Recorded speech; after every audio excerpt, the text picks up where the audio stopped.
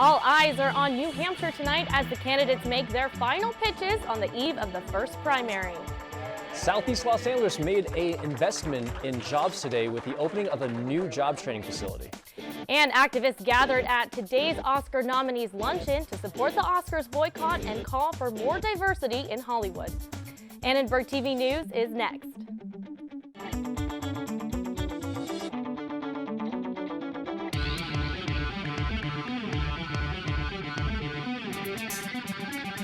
Live from USC, you're watching Annenberg TV News. Voters in New Hampshire will soon make their decisions on the voting booths. Good evening, I'm Priscilla Casper. I'm Daniel Tran. The New Hampshire primary is a day away, and as usual, the news is in the numbers. Vermont Senator Bernie Sanders holds a double-digit lead over Hillary Clinton in some polls. On the Republican side of the primary, Donald Trump holds a 16-point lead over Marco Rubio. Each candidate is making their final push before voting begins. In Iowa, we started off 40, 50 points behind. We ended up a virtual tie. New Hampshire, we started 30 points behind, and I think we're going to do just fine tomorrow. We have to stay true to who we are as a nation. We have to work to bring people together, to make progress together. My weakest support is with very rich people. Isn't that funny? I don't get along that well with the rich. I don't even like the rich people that much. It's like a weird deal. But I'm just so grateful for all the help that people are doing for us out there. And this election is, I've from the very beginning, we've understood this election as a turning point.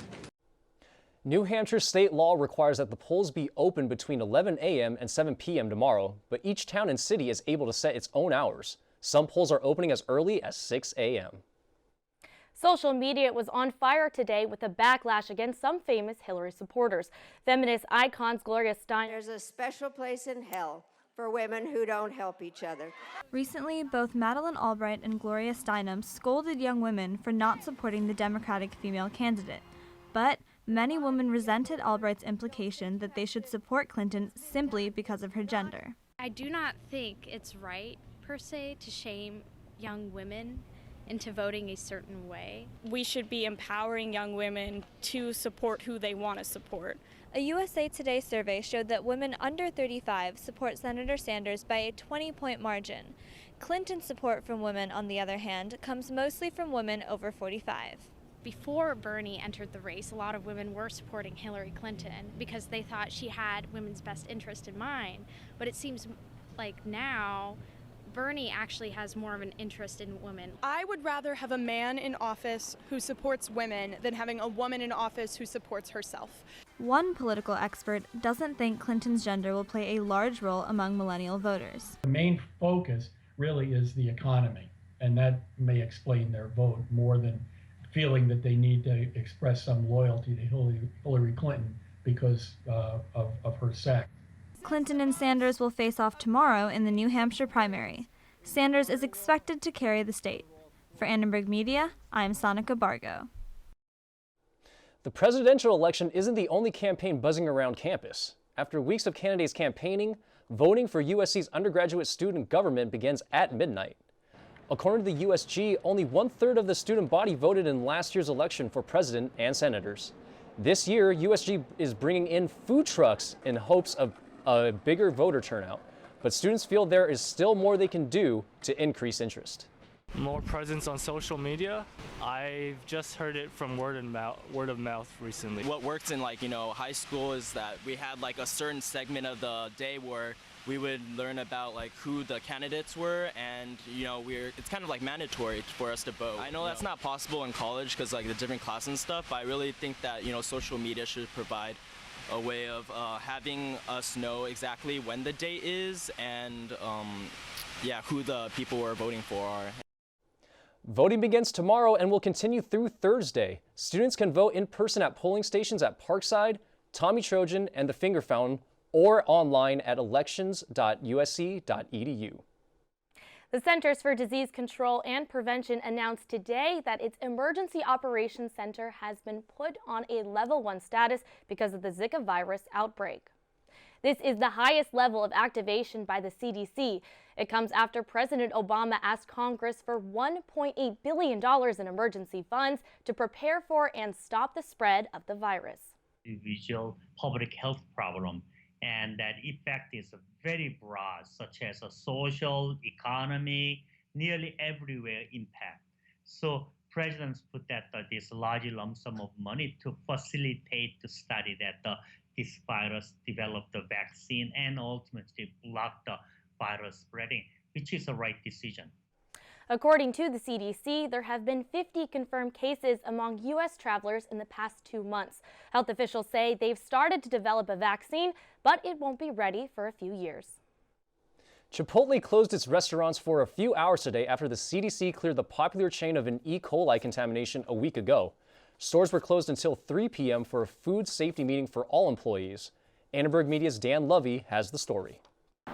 Customers looking to get their hands on a burrito from Chipotle today had to wait a few extra hours to get their fix. All Chipotle locations in the U.S. closed Monday from 11 a.m. to 3 p.m.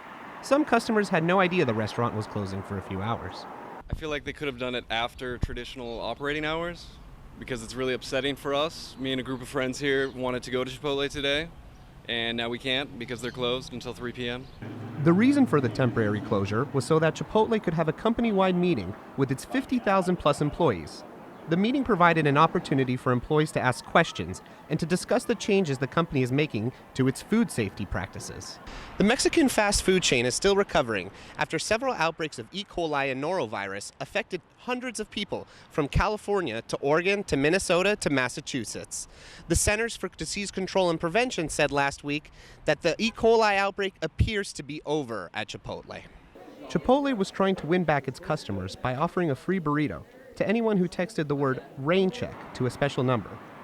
Those who texted, Chipotle will send you a coupon for a free burrito in the next few days. I just hope that I don't get sick from the free burritos. Chipotle doesn't know what caused the outbreaks, but they have implemented new safety measures to prevent it from happening again. Those include a new hand washing procedure and paid sick leave for employees. For Annenberg Media, I'm Dan Levy. Authorities have recaptured a Los Angeles County inmate after he was mistakenly released last month. Los Angeles detectives said they've worked with the FBI and Nevada police to capture the murder suspect in a Boulder City hotel. Officials say Stephen Lawrence Wright was released early by mistake because a clerk put the wrong case number on his paperwork. A statement by the Sheriff's Department said Wright will not face additional charges. Southern California Gas Company agreed today to allow up to 8 days after the gas leak is fixed for Porter Ranch residents to move back into their homes. This comes after complaints over the previous deadline of 48 hours. SoCal Gas also agrees to pay the residents rent and other utility costs for their temporary housing. The unemployment rate in Los Angeles is at 6%, but in some neighborhoods that number is higher.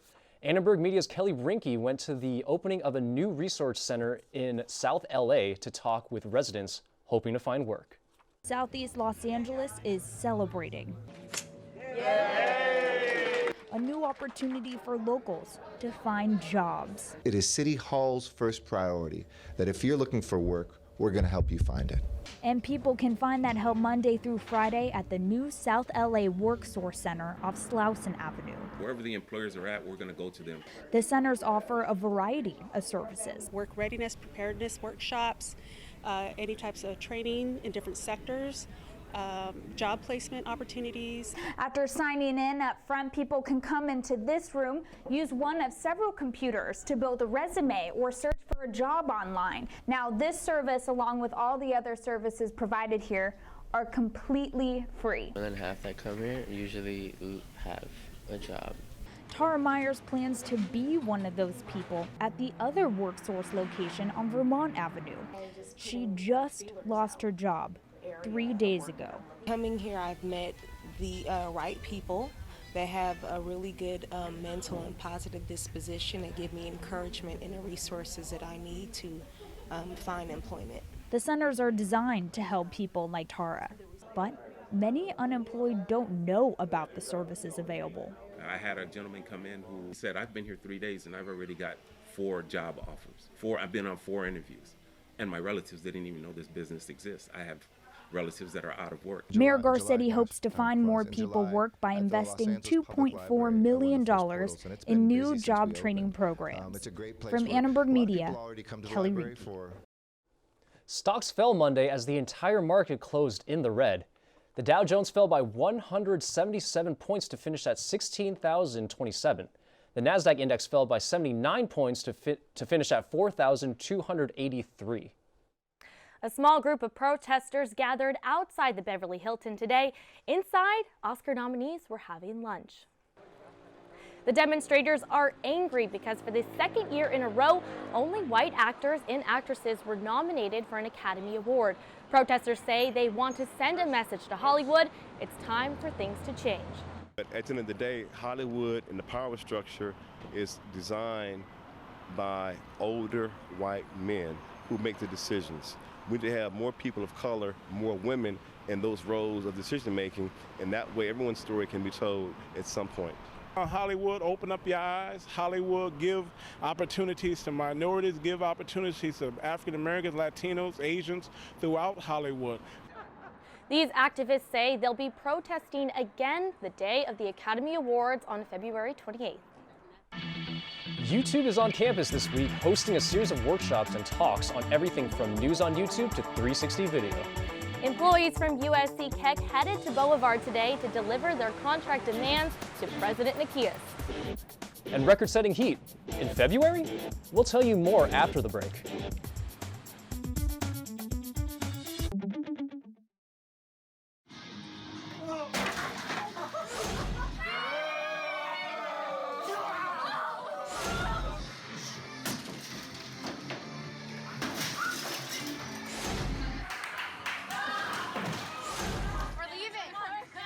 Most party fouls are pretty dumb. But if you decide to drink and drive underage, you could lose your license and your freedom. Underage drinking and driving. The ultimate party foul.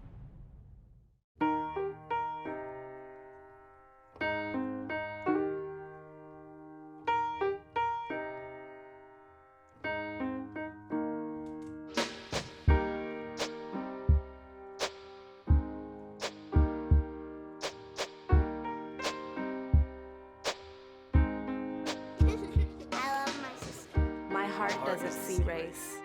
Love is love. Hey, it's Ava, and this is Tess from Vivo's Do It Yourselfie, where we recreate the hottest looks from today's biggest music videos. After cleaning out our closet, we have a lot of clothes we don't wear anymore. Like this old t-shirt. It's not garbage, it's actually a brand new rug. And to make it, all you need to do is cut, tie, and glue. Cut the t-shirt into strips. Tie the strips into knots. And glue the knots to the bath mat. I love it. Give your garbage another life. And recycle. California State University faculty announced plans to strike if their labor contract demands are not met by April. The union representing CSU faculty is pushing for a 5% pay increase. The university is offering 2%. If an agreement is not reached, the union says faculty will go on strike for 5 days on the 23 campuses. This would be the largest CSU strike since the 1980s. Well, healthcare employees at Keck Hospital of USC are demanding better wages and benefits. Our reporter Claudia Buccio shows us why Keck workers, students, and union leader came to Boulevard to deliver a letter. Healthcare workers from Keck Medicine of USC, students, and union supporters gathered at USC today to deliver a letter to President Nikias. It basically is signed by a number of clergy, a number of students, imploring President Nikias to listen to the workers over at Keck Hospital, be involved in negotiations, agree to a fair settlement. Keck healthcare workers are concerned about what they say are staffing cuts, low wages, unaffordable health insurance, poor retirement, and tuition benefits. Healthcare workers are planning to hold a one-day strike this Wednesday at Keck Medicine. The National Union of Healthcare Workers, known as NUHW, is representing the healthcare workers. They are concerned about the services given to patients and for the well-being of their own families. It's been more than almost a year, and we can't close our contract, and we're asking for actually basic stuff that any other USC employee has. USC officials were unavailable to comment on the workers' demands. The strike will take place Wednesday starting at 6 a.m. at Keck Medicine of USC. Other unions, Keck staff, clergy, and students are expected to join the picketing. Reporting for Annenberg Media, I'm Claudia Buccio. Royal Caribbean passengers on the ship Anthem of the Seas are headed back to port in New Jersey after rough seas rattled their ship yesterday. The 30-foot waves and 122-mile-an-hour winds kept passengers locked in their cabins overnight. The rocking caused structural damage, broke glass on the outside promenades, and toppled furniture. No one was injured. The ship is due to arrive in New Jersey at 7 a.m. tomorrow. Fire crews in LA and Ventura counties are on high alert as Santa Ana winds swept through the areas. Winds were expected to reach up to 70 miles per hour, with the temperature reaching highs of 87 degrees in Fullerton, Mission Viejo, Long Beach, and downtown LA. This morning we were supposed to get a really good surge of wind, and we're getting that right now out in the San Fernando Valley, over the Santa Monica Mountains. We're getting good wind speeds of 25 to 35 miles an hour, gusting to as high as we had a report of 64 miles an hour in Porter Ranch in the last hour. So we're getting some really good wind. Downtown LA saw a record high of 88 degrees this afternoon, beating the previous record of 85 degrees set in 2006. Students on the USC campus prepared for the heat, opting for shorts and t-shirts. Officials are monitoring the situation and will extend the fire alert through Tuesday if needed. Well, we're finally feeling some warmth out there today. Let's toss it over to our weather anchor, Veronica Casada. Veronica, is this heat here to stay, or did we just get lucky today? Well, we kind of did get lucky, but it actually is here to stay. Also, we were just talking about those winds with the high temperatures and low humidity. Not a good mix for possible weathers out there. If we take a look at our current temperatures right now, we are at 78 degrees, 19% humidity. Again, not good. Fair skies. If we take a look at tomorrow's conditions, we can see that we have 57 degrees in Big Bear, up 20 degrees from last week. It was in the 30s. 86 in Palm Springs, pretty high. Moving up north into the North Valley, we can see that 84, 86, 83 down by the beach, also pretty high. Strong winds in the valley also. Coming back down to USC area, we can see that also high 80s throughout. USC is going to be 85 degrees tomorrow, so we'll have a pretty warm campus on tomorrow, which is also pretty good. Looking at the 5-day forecast, we can see that we are in the low 80s and moving up to the high 70s for the weekend. Some more good news. This Sunday is going to be perfectly bright, sunny, and warm. Makes me want to go to the beach for the weekend for Valentine's Day. What about you guys? Sounds nice. Oh yeah, I'd love to go to the beach for Valentine's Day. That sounds like a very California thing to do, actually. Right? Do you guys have any plans? Oh, well, I No have a special plan. lady that I'm going to be taking out. I'm not sure about Randall. What are your plans, man? And not too much. I think we should check out YouTube. YouTube was on campus this week for a series of workshops and panels. Our reporter Whitney Ashton is live at this week's first event with more. Tonight's 360 video workshop kicks off YouTube's week-long residency here at Annenberg. We spoke with Professor Gabe Kahn to see how YouTube is fitting into the new media landscape. YouTube presented itself as the one company that kind of cuts across all of the different things that we do here at Annenberg. In every space that it plays, YouTube is kind of changing the way that the game is played, providing new opportunities and new challenges for incumbents. And really, we wanted to have them in the building so that we had a chance to really kind of discuss and pick apart the different ways that these industries are now evolving and transforming.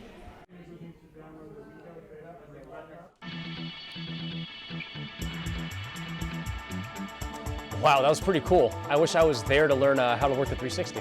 And speaking of interesting videos, we have our sports anchor Randall Newsome with some answers to some interesting questions. Randall, take it away. Thanks, Priscilla. Well, we are certainly coming off an interesting week in sports. I'll be giving you a post-Super Bowl update with Broncos quarterback Peyton Manning. We will catch up with USC men's basketball as they streak into the desert, and we'll dive in with the women's water polo team. All that and more coming up next.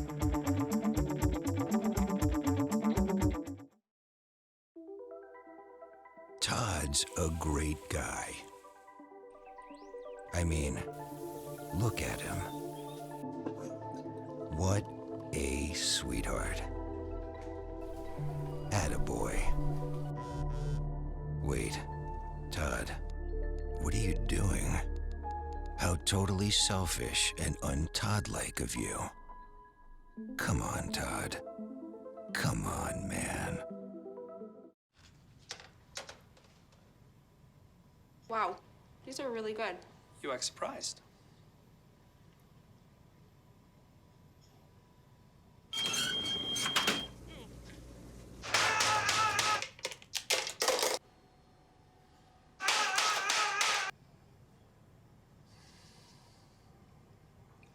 Practice makes perfect. You don't have to be perfect to be a perfect parent. There are thousands of teens in foster care who don't need perfection. They need you. So they say it's a man's world? I don't see anybody's name on it. While they were doing their thing, we slowly changed ours. Today, women can do anything men can do. And there's one thing we're even better at.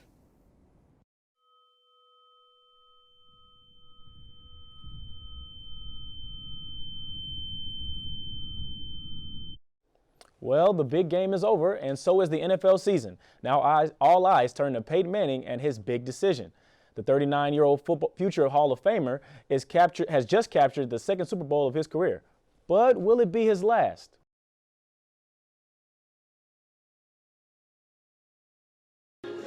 Manning was honored today at Disneyland by hundreds of people. Will we finally see the sheriff ride off into the sunset? Time will tell, but for now, he's just soaking up another championship. Seattle Seahawks running back Marshawn Lynch has decided to call it a career. The artist formerly known as Beast Mode announced his retirement yesterday via Twitter. Teammates are trying to convince him to change his mind, but it looks like he's hanging it up. We will see if Manning will join Lynch and Calvin Johnson in the short list of superstars who plan to retire in the offseason. Number 1 ranked USC women's golf is attempting to stay ahead at the Northrop Grumman Regional Challenge, where they opened up at the front of the pack.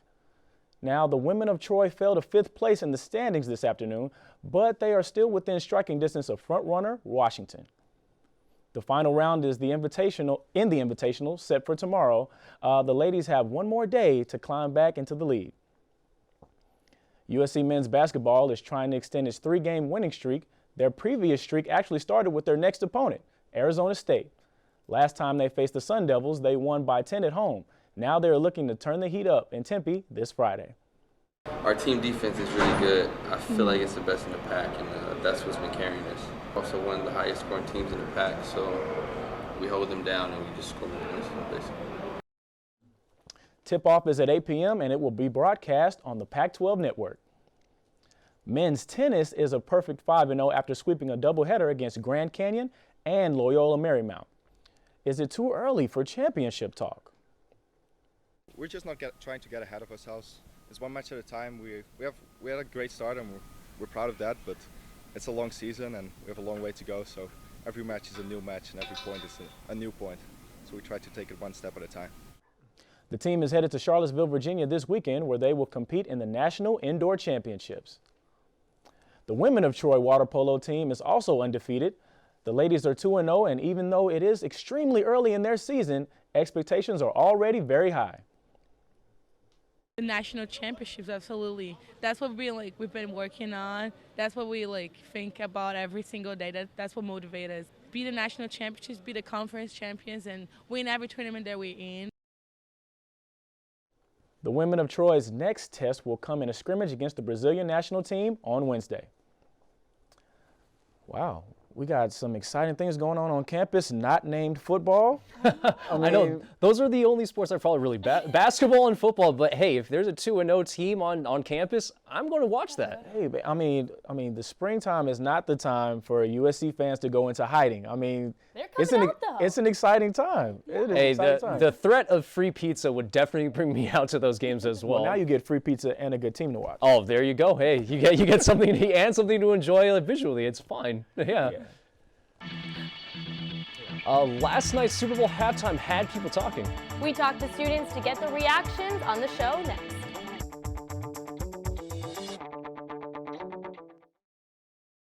The next 30 seconds can save you a lot of money. Just do your laundry in cold and stick to full loads. Auto sleep your computers. Plug your gadgets in a power strip and switch it off when you're done. Headed out? Turn back your thermostat by 10 degrees. And drive sensibly. The more energy you save, the more money you save. Find other great tips at energysaver.gov. Thank you, dear. Well, you're very supple. Just like I was at your age. Back then, I was a sex expert. Used to call me the buttered biscuit. I know about birth control, too. So you can ask me anything, baby. Bedsider.org has birth control information and a lot more. And it's... Have you had sex in this car yet?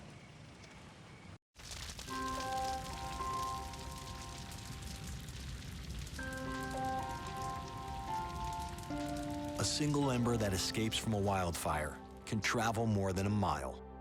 That single ember can ignite and destroy your home or even your community. You can't control where that ember will land, only what happens when it does. Get Fire Adapted now at fireadapted.org.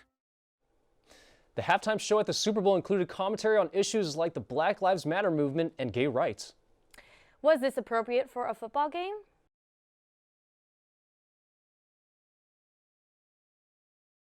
One user tweeted, "The halftime show was honestly heartwarming. Beyonce showing Black Lives Matter and Coldplay with LGBT pride." Another Twitter user said, "Wow, so we had Black Lives Matter and Love is Love featured in one halftime show. Most socially aware halftime show ever? Yeah." Even celebrities weighed in on the show. Ellen DeGeneres tweeted, "That was the best halftime show ever. Believe in love." I don't think it was like a hidden message necessarily. There was a lot of rainbow, which I don't know, for me was kind of a powerful image given how many people watch the Super Bowl. I think it's really important that, like, again, that she did it.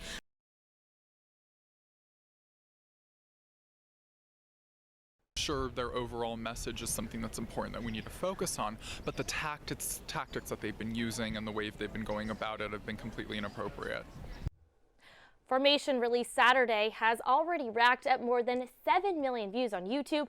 Let us know what you think by tweeting us at Annenberg Media. So, what do you guys think? Wow, I'm so glad Beyonce has moved on after our rough breakup.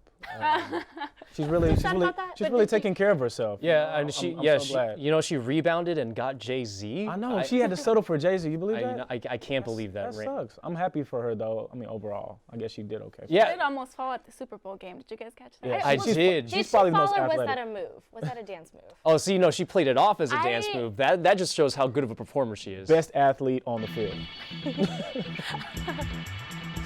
All right, thanks for watching Annenberg TV News. From everyone at Annenberg Media, I'm Daniel Tran.